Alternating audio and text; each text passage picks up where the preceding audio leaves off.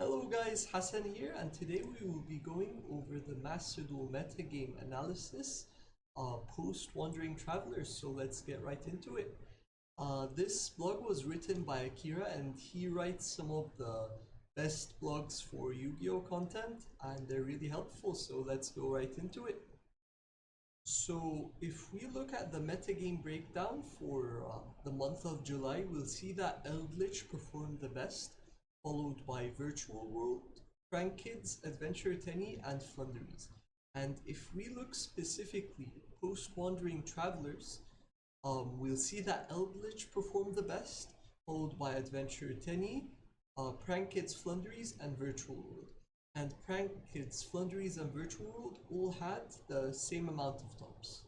Okay, so let's go into the deck analysis. So here Akira mentions that Eldritch has performed as the best deck since the release of Master Duel in the OCG tournaments. And that's because you run a lot of floodgates that shut off all the other decks, and it's difficult to run back row removal and to run hand traps and other cards in a best of one format, which makes this deck really shine.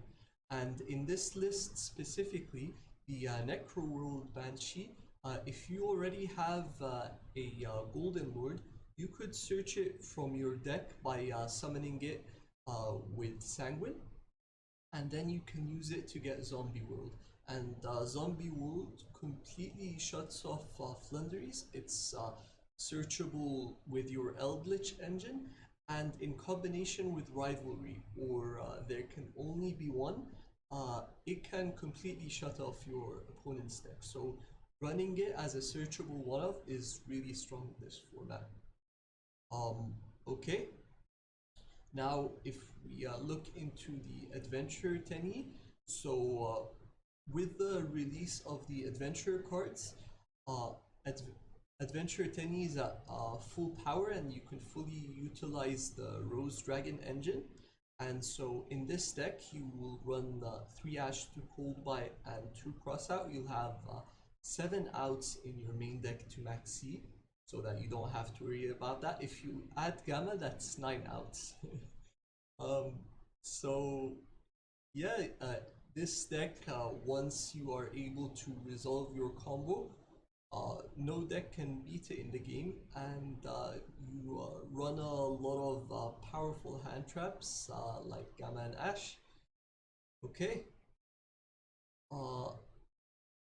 Now if we go on to the next deck with Prank Kids, with Prank Kids you could use the Adventure engine to chain block your Prank Kids, and then you can play around Nib by using by summoning the Griffin Rider before your 5th summon. So it really raises the power ceiling of this deck, and the Griffin Rider can also protect the Prank Kids Battle Butler.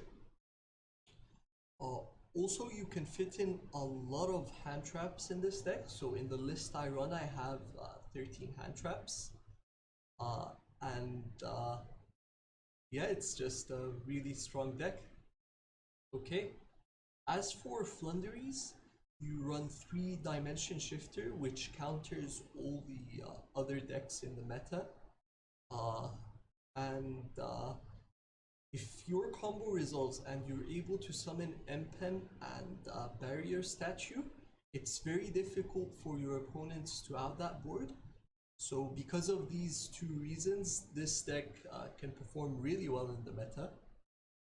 And as for Virtual World, if you add the Adventure engine to Virtual World, it makes it easier to summon the VFD since you can protect yourself from Nib. And also, if it's on the field and you have the VFD and Chuchi, it's very difficult for many decks in the game to beat that. You have way too much disruption. So yeah, Wandering Travelers added a lot of adventure decks into the game, like Adventure Virtual World, Adventure Prank Kids, and Adventure Tenny. Really shaped up the meta, and it will continue to be a good engine for future formats. Thanks so much for watching, guys. Make sure to like, comment, and subscribe. I'll see you guys later.